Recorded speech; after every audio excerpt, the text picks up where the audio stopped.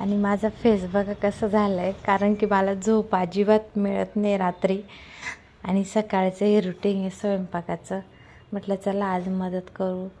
बाळ झोपले तोपर्यंत, आणि आजच शांत झोपलं आहे माझं बाळ. नाहीतर रात्र 2-3 वाजेपर्यंत जागरण, त्यामुळे माझं पण जागरण होतं. आणि ब्लॉग शूटिंग करायला पण जमलं नाही, कारण की हे दवाखान्यातच चक्कर खूप चालले होते.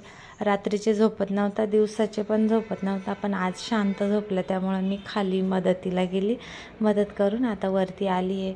म्हटलं चला झोपला आहे तोपर्यंत बिछाना वगैरे आवरून घेऊ आणि तुमच्यासोबत पण बोलू. काय झालं आहे, माझ्या मुलाला ना 15 दिवसापासून खूप म्हणजे छातीमध्ये कफ झाला आहे, आणि तो आता आहे 2.5 महिन्याचा. त्यामुळं असं उलटी वगैरे करत नाही, त्याच्यामुळं त्याचं कफच बाहेर निघत नाही. मग आम्ही 2दा 3ऱ्यांदा आम्ही आता हॉस्पिटलमध्ये नेलं त्याला. त्याच्यानंतर आता त्याला बरं वाटलं आहे, त्यामुळं तो शांत झोपला आहे. म्हटलं चला आपण आवरून घेऊ ब्लॉग पण, आणि तुमच्या संग बोलू पण. म्हटलं आता बघा उठलाच येतो, चालली त्याची वळवळ, पण तरी रडला नाही, खेळतो येतो शांत. म्हटलं त्याला तोपर्यंत चला आपण छान आवरून घेऊ. आणि मी त्याच्याकडे गेली, कारण की त्याला असं वाटायला नको मी एकटा आहे म्हणून.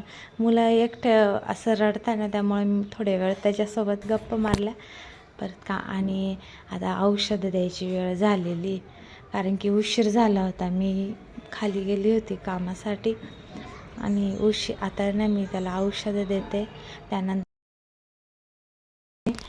आणि तो रडत पण नाही औषधं देताना, त्याच्या संग गप्पा मारत दिले ना हसून, तर मस्त औषध घेऊन हसतो तो, असं रडत नाही कडू औषध म्हणून. आणि मस्त छान तो कालपासून अगदी एकदम भारी खेळायला लागला आहे. नाही तर त्याची चिडचिड, माझी चिडचिड, आणि मला तर झोपच मिळत नाही.